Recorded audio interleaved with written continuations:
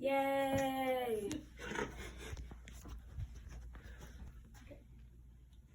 Growing up, we've all been told this warning by our parents. Now remember, do not take candy from strangers. Living in this not-so-safe world, it's hard to trust people we don't know, even for candy. Ironically, there is a day where not only taking candy from strangers is encouraged, even children are encouraged to dress up for the occasion. Halloween, the second largest commercial holiday in America, a night where costumes and candy collide to create a night of fun, spooky mischief during the fall season. But is this holiday really all just fun and games? Today, I will be unmasking the origin of Halloween, revealing how it became so popular, and unveiling its current religious significance. Over 2,000 years ago, in the British Isles, pagan priests called Druids honored two major holidays: Beltane, the birth of summer, held on May 1st, and Samhain, the death of summer, held on November 1st. According to Irish legend, Samhain was the night when the spirit realm was closest to the living, allowing the dead to come and pay a visit to the living. On the eve of this night, the original Halloween night, the Druids believed that Samhain, the Lord of the Dead, would awaken the dead spirits.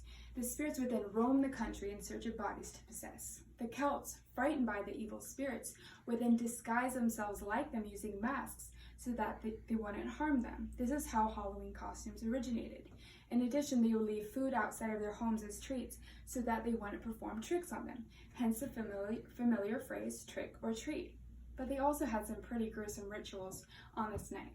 According to Roman historian Tacitus, the Druids, quote, considered it a pious duty to slake the altars with captive blood and to consult their deities by means of human entrails, end quote.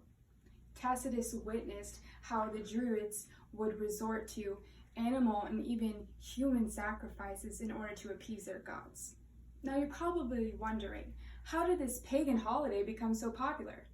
Well, in 601 AD, Pope Gregory ordered missionaries to spread Catholicism to the British Isles. In order to alter the Druids' traditions, they would turn them into Catholic holidays. Thus, Halloween was turned into All Saints' Day, a day to honor and remember the dead saints. All Saints' Day was also known as All Hallows' Day. The night before was known as All Hallows' Eve, eventually becoming Halloween.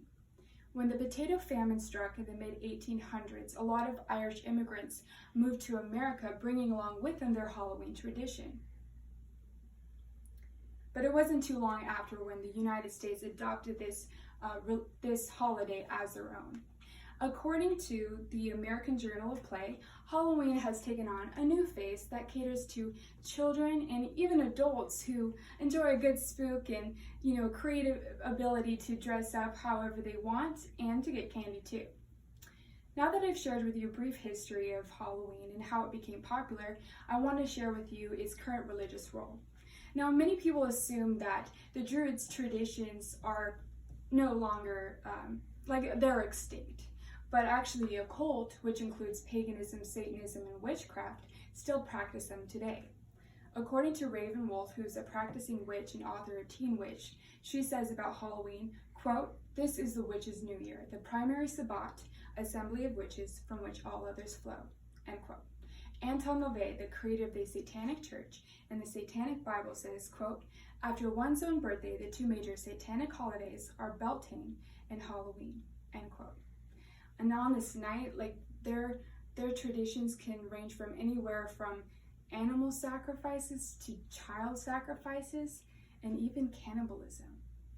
Now, the reason why a lot of what they do goes unnoticed is because a lot of people in the occult are also in high positions of authority. For instance, Anton LaVey worked for the San Francisco Police Department as a psychic detective and as a photographer. But every once in a while, the courts are able to stop satanic ritual abuse from happening, like in the 2003 case with Lewis Kelly, who was sentenced 15 years for endangering a boy during a satanic ritual.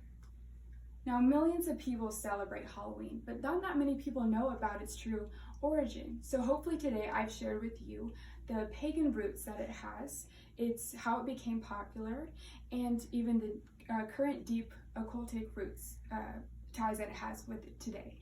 Thank you for listening.